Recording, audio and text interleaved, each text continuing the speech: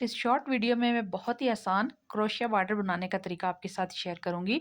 तो यहाँ पे आप देख सकते हैं इस बॉर्डर को मैंने 4 चेन के साथ शुरू किया था। तो पहले चेन को स्किप करते हुए दूसरे चेन के अंदर मैंने half double crochet back loop से बनाया था। यहाँ पे आप देख सकते हैं किस तरह से 3 चेन वाला ये बॉर्डर बन रहा है। और इसके बाद फिर तीसरे और चौथे टोटल ये 3 चेन का जो है वो बॉर्डर बनेगा। अभी सेकंड वाले चेन के अंदर भी इसी तरह से आपने हाफ डबल क्रोशिया बना लेना है और थर्ड वाले के अंदर भी बैक लूप से इसी तरह से हाफ डबल क्रोशिया बनाना है।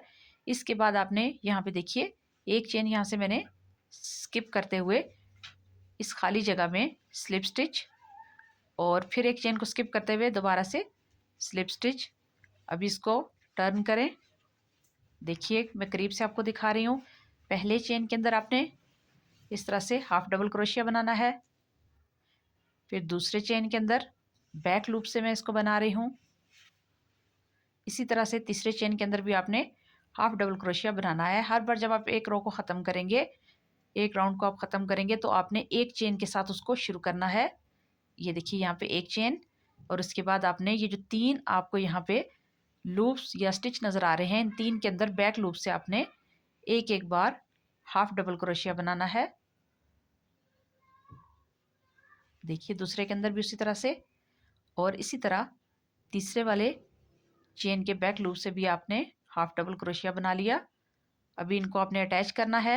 ये देखिए यहाँ पे तो एक चेन को मैं यहाँ पे स्किप करते हुए स्लिप स्टिच बनाऊंगी, फिर उससे अगले में भी एक और स्लिप स्टिच और दोबारा से इसको टर्न करेंगे और अभी बैक साइड से इसको बना के ऊपर की तरफ आएंगे।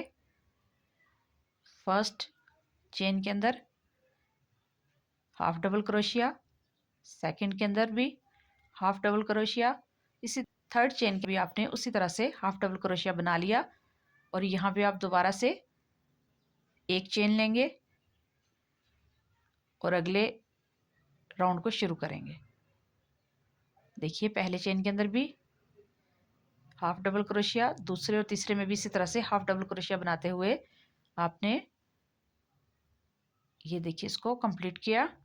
अब इसको आपने अटैच करना है। देखिए यहाँ पे इस तरीके से स्लिप स्टिच के ज़रिए आपने इसको अटैच कर लिया। थोड़ा सा और गैप देंगे, एक और स्लिप स्टिच। अभी टर्न करेंगे इसको और अंदर की तरफ से बना के आएंगे उल्टी साइड से। यहाँ पे भी तीनों जो हमारे पास स्टिच हैं उनको आपने बैक लूप से बनाते हुए मुकम्मल करना है और फिर से एक नया स्टिच लेकर आपने